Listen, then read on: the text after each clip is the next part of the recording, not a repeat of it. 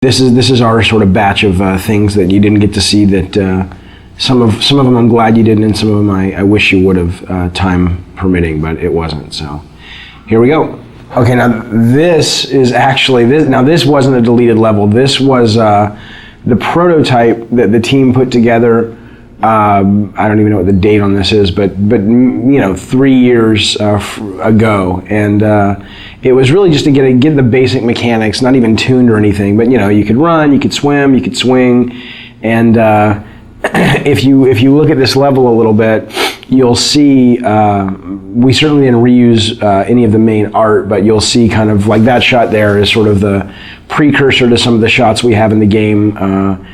The rope swinging mechanic, and a lot of this, so you'll recognize if you've played the game and remembered the game, you'll recognize some of the level when you pull into Athens at first. This bottom section is based on that, and the whole cliffs that you climb here, we actually just sort of ripped these out directly from the demo and built the cliffs level, the cliffs of madness or the cliffs of insanity. I forget what we ended up calling it. God, it's amazing to see this little guy running around. He looks so not like Kratos.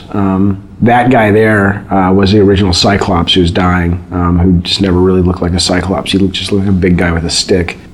And then this was the room, the only room that we built that was like the final room, and everything else was kind of rough. And I remember seeing this and going, everybody saw this and said, man, this looks awesome. And then we were like, yeah, but how in the hell are we gonna get all the levels in the game looking as good as that? And I don't know if we ended up getting them all looking as good as that, but I think we came a lot closer than I thought we would. This level's pretty cool. This was our test level for the Icarus wing. So when Icarus and Daedalus, the Icarus story where he flew too close to the sun with the wings that he had made, and the wax melted and he fell to his death. That was sort of the inspiration for the mechanic. And I still love this. I absolutely wish this had made it into the game. We just, it really came down to time and going, you know what, let's focus, let's get our fighting really good, and let's get our platforming better, and let's get our puzzles working, and maybe we can come back to this. And as is often the case, you just never have the chance to. So I'd love to see something like this, in future God of War titles, because I think it's a great, it's just fun. I mean, it's fun to fly around. And what was cool about this is it wasn't just a flying level. It was, you could land and you could walk around, and it was a seamless experience versus, now it's time for the flying level. So that was pretty cool. Yeah, I look at this now and I'm like, damn, we should have gotten that in. It would have been awesome. These were the original Harpies. They were a lot bigger. They still read better. They look awesome, but we just realized we needed more of like a bat-like, small, like little annoyance enemy. These guys played like the skeletons, basically, flying versions of the skeletons, and there just wasn't much of a difference in gameplay, so we ended up kind of shrinking them down and making them bats. And this was what we called the Mounting the Titan level, which is Kronos, the giant titan in the desert. And sadly, right now, the only way you get on the Titan is through a movie. And originally, this was how it was going to be. You see this big thing, it's like a big watermelon in the background. That's actually Kronos. And Tobin, the designer, he's got him kind of moving towards the player. And those things that are falling are like mountains that are crumbling and stuff. So it's kind of like Kronos is rushing towards the player, crawling, and you're trying to run ahead of him in these platforming sections, so that you can ultimately jump onto the structure that's on his back, and that'll lead you up to the temple. And I still love that idea. I really, really wish we could have done it. And it was just, we showed this to the tech guys, and we showed it to the artists, and they were just like, dude, that's going to take forever. This was the original boss. There was a boss that originally, look at that, that's awesome, that originally guarded Pandora's box. And again, we just didn't have time. And I know it's lame that that's the one thing I regret about the Pandora design, is that there are no bosses that guard the box. You have the Minotaur boss down below, and then we've got this conveyor belt section, and that's kind of it. And we just ran out of time. This was originally pretty cool. It was, you had this moving platform up above, you had this giant kind of harpy vulture in the center that was guarding the box. And she had these eggs scattered all around the level.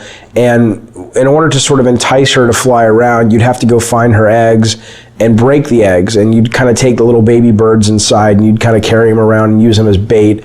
And again, not only was it kind of a cool mechanic because you were slower as you carried these things around, but also I think it really helped with the character of Kratos. I mean, here he is, cracking open eggs and ripping out little infant birds and using them for his own his own desires and really pissing off this mama bird, I thought was pretty cool. So here's just another quick idea. These are just almost like little sketches for levels, you know, where you have a big open environment and then you've got the walls come down and it becomes a maze, and you either do something and the walls come back up, or it's on a timer.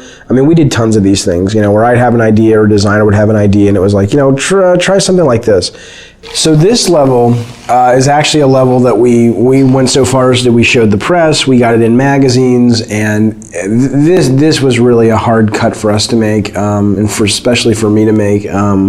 I love the mechanic of it, and I love the platforming and the concept. And the concept was that you're riding this elevator, and you know, if you get knocked off, obviously you'll die. And if you get off the elevator, the idea was it was going to originally be being chased by this massive sandstorm.